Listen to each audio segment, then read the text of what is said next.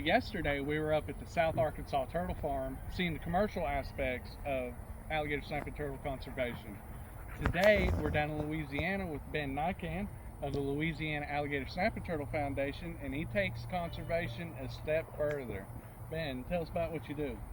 So with the Louisiana Alligator Snapping Turtle Foundation, we have some breeding alligator snapping turtles. When they lay their eggs, we dig the eggs up, we incubate them, and then we keep the hatchlings for 2 years. And then at that point, we get permits from the Louisiana Department of Wildlife and Fisheries, and we return 100% of our hatchlings into the wild for conservation. So hang out with us for the next couple days, and we're going to do some turtle rescues, and Ben's got a turtle reintroduction lined up for us. Yes.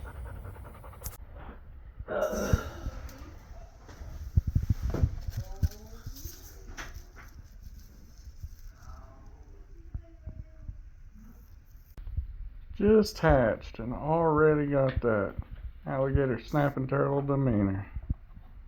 Oh, look at him. Alright, so here we have some 1-year-old turtles.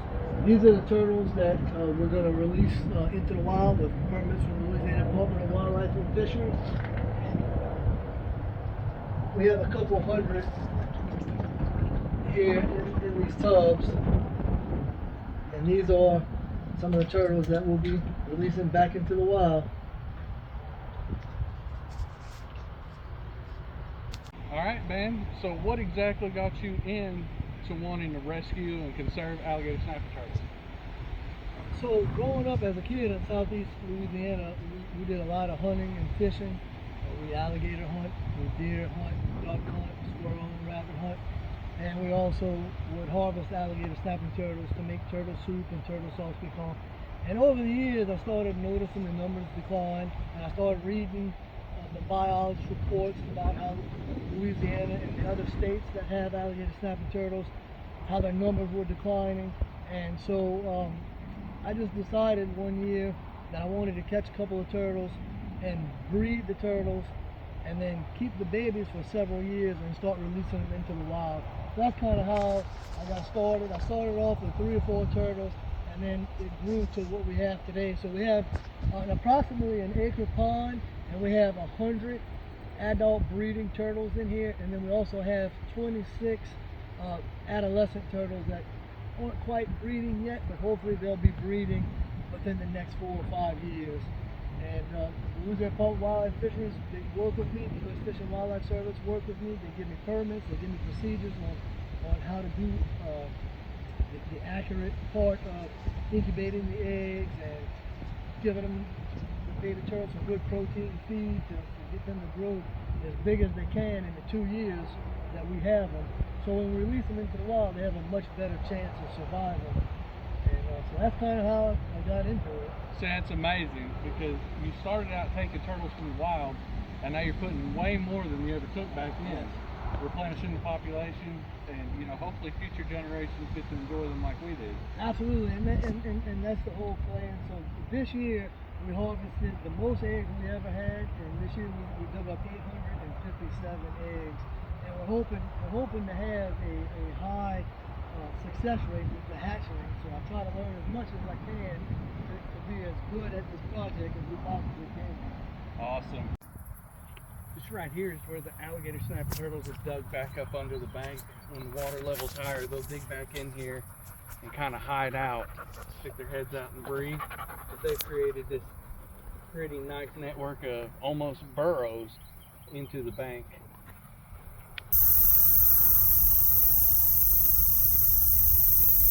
The Louisiana Department of Wildlife and Fisheries and the U.S. Fish and Wildlife Service, they partially paid for the fence around the breeding pond. When we're ready to release the baby turtles into the wild, the Louisiana Department of Wildlife and Fisheries comes and inspects all our baby turtles, and then they give us a permit, and then together we decide where we're going to release the baby turtles. And so we are here in St. John the Baptist Parish, and we'll be releasing 100 baby alligator snapping turtles back into the wild. These turtles are a year old. And can we pull out a couple so we can see them? Oh yeah.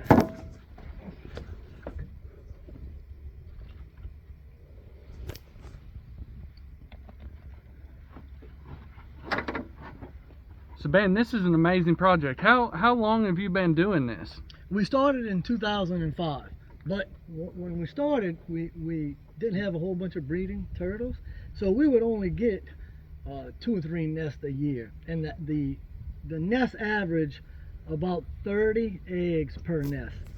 And then over the years, we started getting more and more nests, and now we dig up. This year we dug up 34 nests, and we had 857 eggs that we were incubating. And this is last year's batch that we'll be releasing today. How many in total alligator snapping turtles have you returned to the wild, do you think? Oh, hundreds.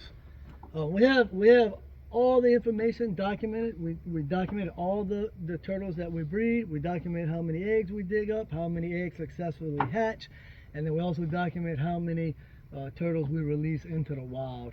So over the years, over the past 5 or 6 years, it was several hundred each year. And you took us way deep out here in the swamp. I mean, we're deep out here. Right over there's an alligator chilling out, trying to keep its distance from us. So how do you choose the locations? I mean, I see why you chose this. This has lots of food, lots of resources, lots of cover, nowhere near you know, any kind of residences or anything. Like, we are out here. There was a minute there I thought we was gonna get stuck in.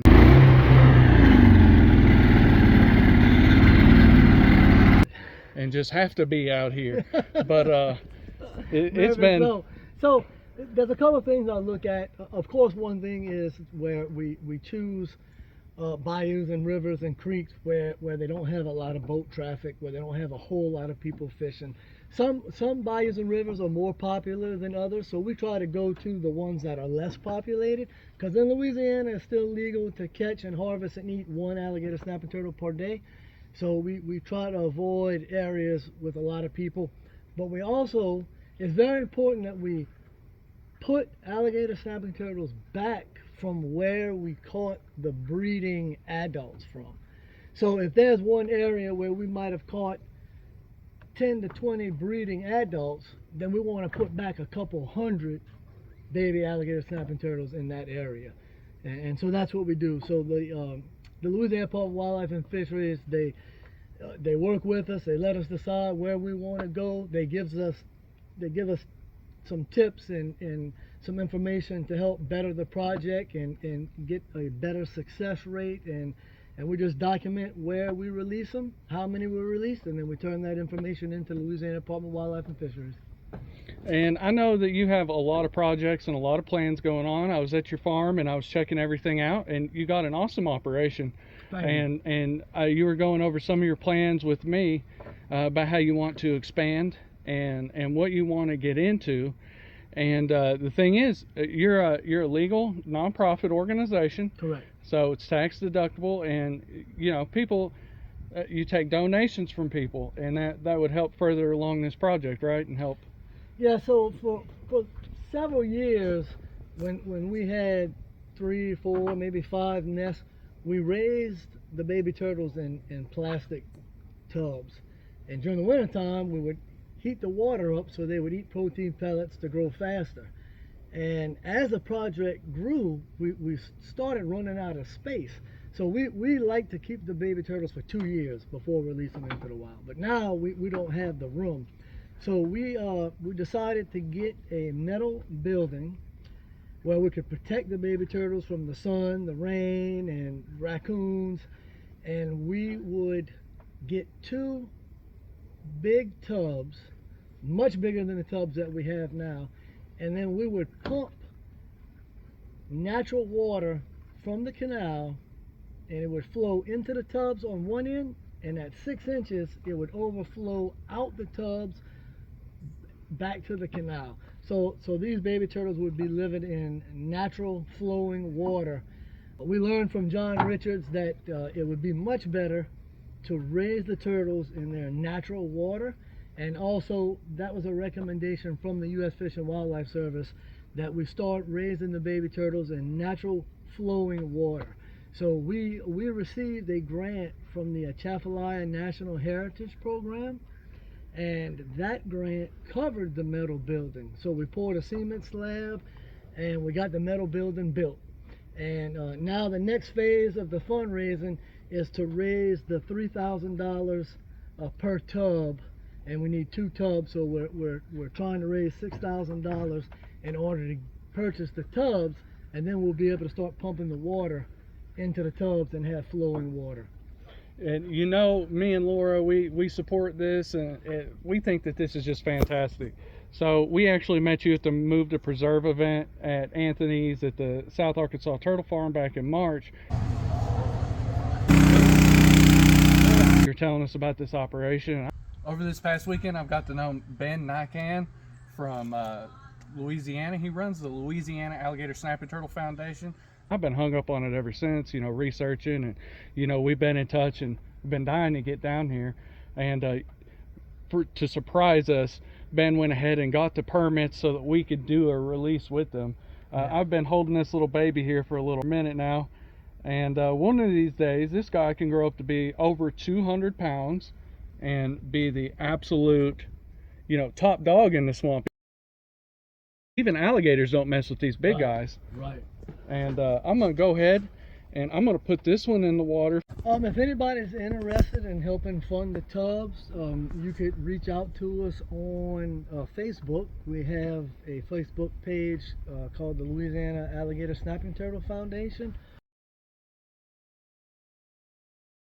Or you could give us a call at our home phone, which is 225-675-4404. Yeah, let's go ahead and let's turn some loose here in this spot. Stinking cute they are. Like, I just can't get over it. Look at them. Laura made the comment, they look like little morel mushrooms. And I think she's right. But these little morel mushrooms, you know, when they get heated up, they can bite back. But I'm gonna set them right here in the water. And go. Best of luck, little guys. I hope they grow up big and start breeding. That's the ultimate goal, right? Yep. This is just amazing. I mean, how often do you get to in person see a restoration project like this? Some swim down there. Hopefully they get a good solid foothold and help replenish the breeding population and make up for some of the ones that have been taken out of here. You know, like I said, if you want to help in these efforts, send us a message, send Ben a message. Let's do what we can.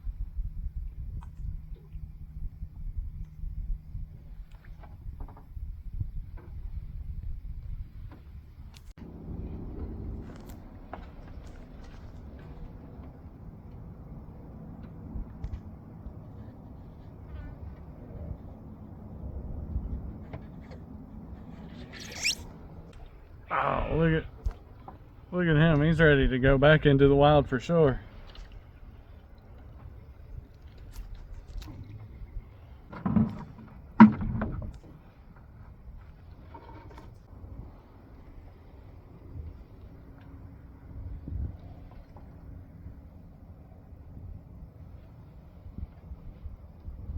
You ready to go?